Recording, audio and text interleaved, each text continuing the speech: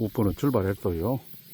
어마무시한 권역을 통해서 가야 되기 때문에 갈 길을 가지고 해지보며 진행하고 있어요. 이곳은 천하명당 10승지 권역입니다. 1980년대까지만 하더라도 우리나라에서 명당은 엄청난 자산이었었어요. 뭐 보험 같은 거, 뭐 그런 거였었어요. 개 중에 좋은 자리 잘만 만나면 로또 같기도 했습니다. 그곳에서 대통령도 나고 이병철 같은 회장님도 나온다는 것이었기 때문에 로또이기도 하고 안전자산이기도 했습니다. 그래서 명당에 그렇게 중요하고 몇 자리가 그렇게 중요했던 거예요. 우리 주변국 포함 대한민국이 다른 점이 있다면 우리나라에서 명당은 음택을 기준합니다. 음택은 그렇게 무언가 생겨나는 그런 로또 같기도 하고 자산 같기도 하고 보험 같기도 한 그런 곳이 음택이죠. 양택은 그런 감흥이 이루어진다고 보지 않았어요. 음택에서만 그렇게 감흥이 이루어져 자손에게 부자도 만들어주고 권력도 주고 이래서 음택 기준이라고 보는 거예요. 주변국은 조금 달라요. 우리가 생각하는 발복과 그들이 생각하는 발복은 그 자체가 다릅니다. 어마무시해서 종 잡을 수가 없지? 아니, 어디 쪽이냐고. 야, 오포 키를 보실게요. 카메라를 맞춰볼게요. 어디 쪽으로 가야 되냐고요, 여기를. 어디 쪽으로. 묘지는 저쪽인데. 키보다 높은 장대풀들이 있어서 갈 길을 통해서 개척해 줬어요. 걸어오는 것 자체가 불가능한 상황이라서 오포가 소리를 질러서 깜짝 놀래가지고 개척을 해줬어요. 이번 산소도 저희들에게 벌초를 위임한 지가 여러 해 됩니다.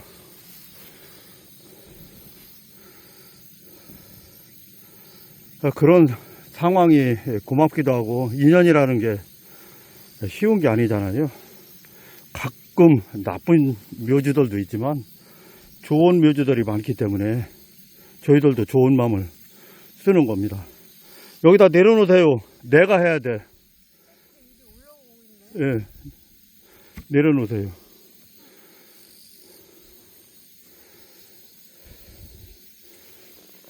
하하, 그거 미고서 왜 또 그 칡령꿀을 잡지?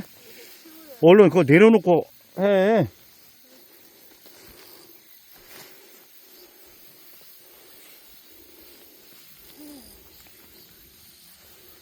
이번 묘지도 한번 보여드릴게요. 올라오면서 보신 것처럼 이 갈대풀들이 꽉 찼었어요. 갈대풀들이 여기 꽉 찼었어요. 저희들이 조금씩 밀어내다가 보니까 갈대풀이 없는 건 아니지만 조금 밀려났어요. 그래도 권역이 경사면이 보일 정도로 이 정도가 됐어요.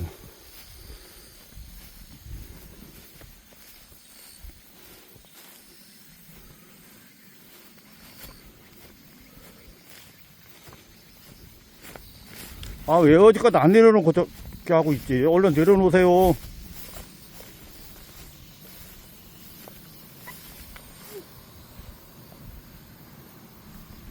하하.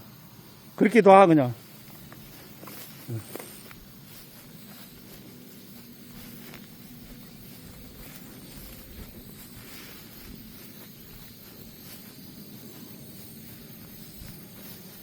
이것도 농약을 해주는 게 당연히 좋겠죠.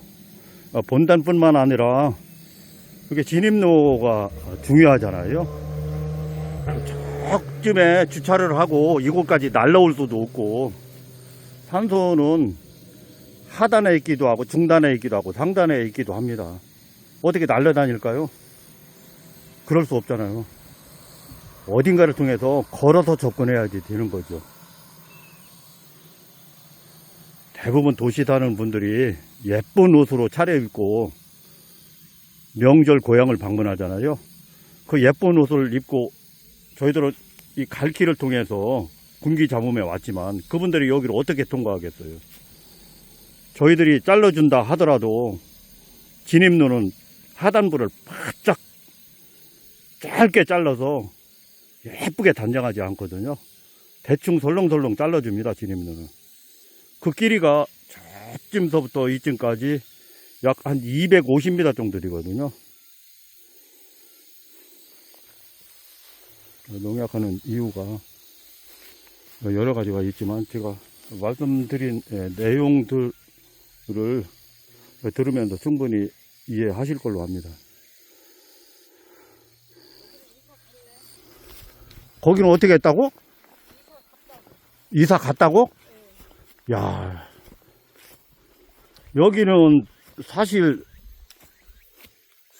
저런 깊은 산중 그런 산수에 비해서 그래도 접근성이 좋은 편이에요. 그럼에도 불구하고 시대가 변했잖아요. 이제 명당에서 돈 나오는 것도 아니고 권력 나오는 것도 아니고 명당에서 안 나옵니다.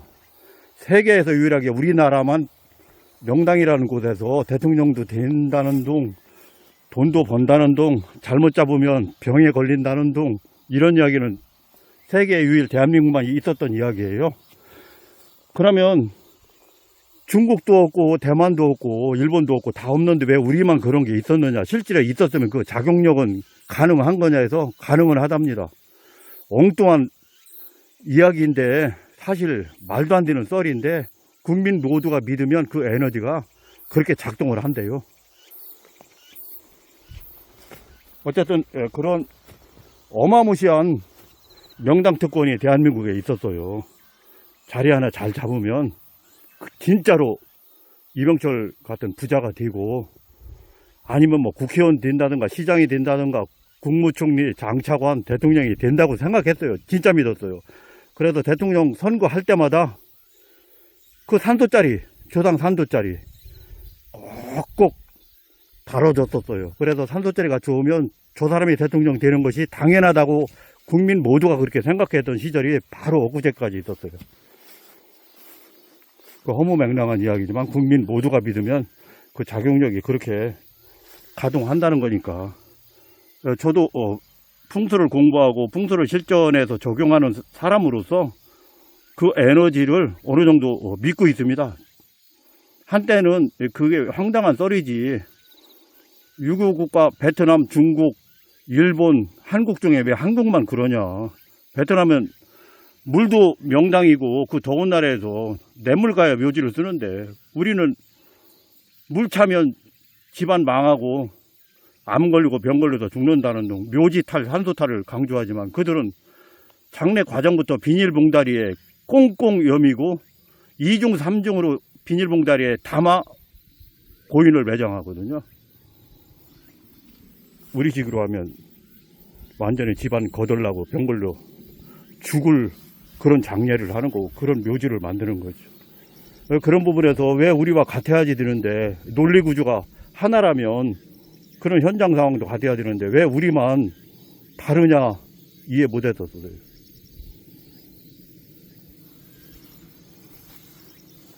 명당은 그처럼 알고 보면 이해할 수 있는 범주고 그 범주를 우리가 주도하고 그런 특권을 누렸었어요.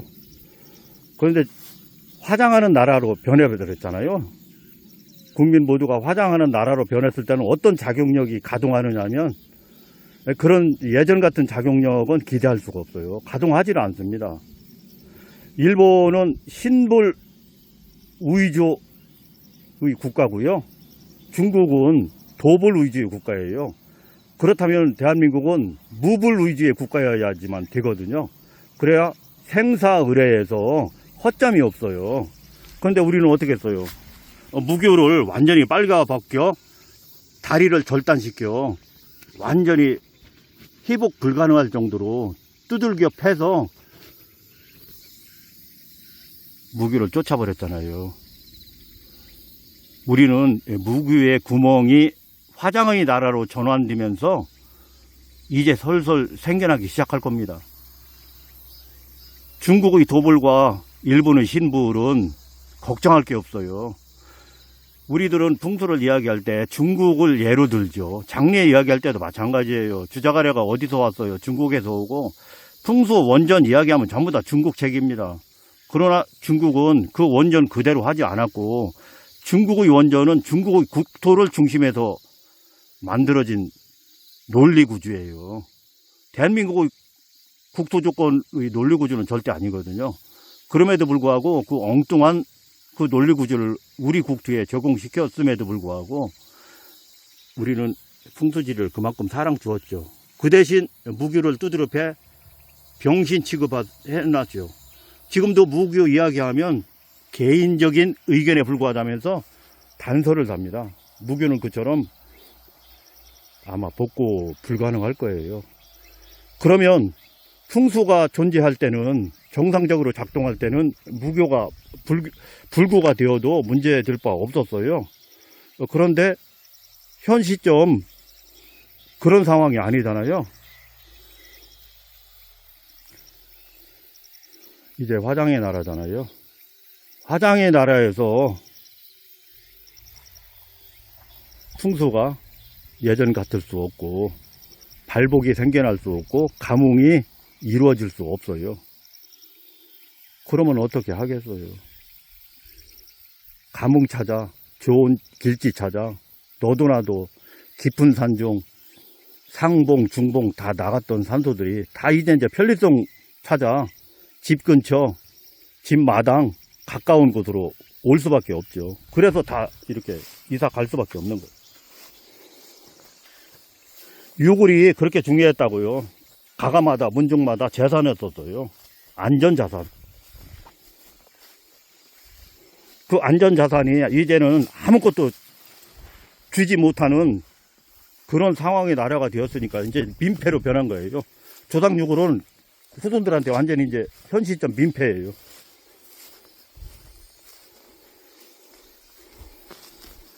일단 풍수설은 잠시 미뤄두고, 풍수에 대해서는 할 이야기가 많지만 잠시 미뤄두고 농약 업무를 진행해 볼게요.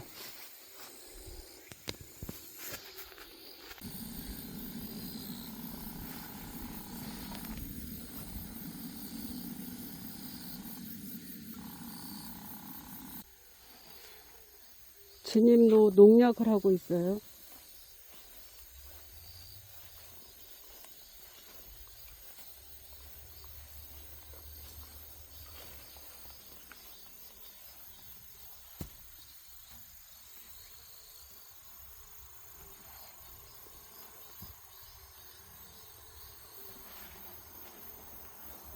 이제 내려오세요. 네.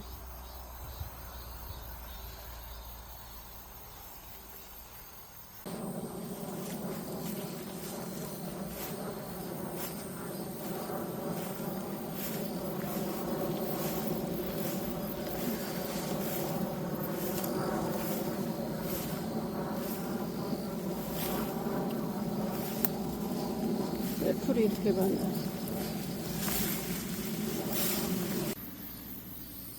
현장 업무는 종료했어요.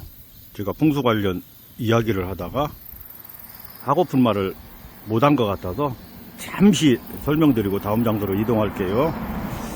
그렇게 저렇게 대한민국은 세계에서 유일하고 주변국과도 차별지게 풍수지를 적용했어요. 특히 발복풍수라는 그 전제하에 대한민국에서는 명당이 있었어요. 대한민국에서 명당이라 하면 발복과 연결되는 이야기예요. 그 발복의 상징이 명당이고 명당의 상징이 발복인 거예요. 그럼 그 발복을 주변국은 어떻게 실현했고 우리는 어떻게 실현했느냐에서 완전히 다른 차원에서, 다른 입장에서, 다른 관점에서 우리나라는 발복을 적용해왔던 나라예요. 중국도 우리와 같지 않고 대만도 우리와 같지 않아요. 그러나 문서는 같습니다. 풍수 문서는 똑같은 걸 적용해요. 제가 여러 차례 말씀드린 것처럼 그 문서는 중국 국토를 중심으로 생겨난 문서이기 때문에 우리 국토와 맞지 않아요. 그럼에도 우리 국토에 그 문서를 가져와 적용하면서 중국에도 없고 대만에도 없는 현장 발복, 현장 조건 발복이에요. 중국과 대만은 상징 조건 발복이거든요. 의례 조건 발복, 상징 조건 발복이에요. 그들은 도벌 국가이기 때문에 그게 가능했고, 우리는 무교를 찌겨 누르면서 풍수를 강조하려니 현장 조건 발복이에요. 우리는 고인 몸체를 명당이라는 그 산소 자리에 모시면 그 몸체로부터 자손에게 감흥이 전달되어 자손이 잘 되거나 못 되거나 다 그런 공식으로 명당을 운영했어요. 이게 그런 시절에는 그런 운영 방식이 사실 가능했어요. 그리고 전통이나 문화나 풍수나 의례나 모든 게 집단으로 그렇게 믿으면 그것이 에너지로 변한답니다. 그러니까 문화권적 에너지랍니다. 풍수가 우리가 다른 것은 우리만의 문화권적 에너지고, 중국은 또 중국의 문화권적 에너지라는 거예요. 그래서 믿든 말든 그게 허무맹랑하더라도 대한민국 국민이 다 믿으면 그게 에너지로 승화한답니다. 에너지로 변해서 진짜 그런 작용력이 생겨난다는 거예요. 우리나라에서 물속에 매장하면 진짜 자손이 아픈다는 거예요. 그래서 일부러 물속에 모시는 경우도 있고, 일부러 비닐봉다리에 담아서 매장하는 경우도 있죠. 그들은 그걸 믿지 않기 때문에 그것으로 인해서 자손이 아프다든가 이런 연결은 가능하지 않거든요. 우리가 그렇다는 겁니다. 그러나 지금까지는 문제될 바 없었어요. 그런데 화장을 96% 하고 있잖아요. 2024년 08월 기준 화장이 26%에서 7% 사이 왔다 갔다 한답니다. 그러면 일본과 같은 국가가 되었잖아요. 일본은 풍수질이라는 그 자체가, 우리가 이야기하는 풍수질이 일본에서는 존재하지 않아요. 그러면 한국은 풍수에서 기대면서 무교를 바보 취급하고 작동을 하지 못하도록 다리를 부러뜨려서 그렇게 불구 만들어 놓은 상태에서 풍수가 소멸되어 버렸어요. 일본은 신도가 있고 불교가 있어서 국가 종교처럼, 국교처럼, 사실 국교입니다. 일본은 신도가 국교고 중국은 도교가 국교잖아요.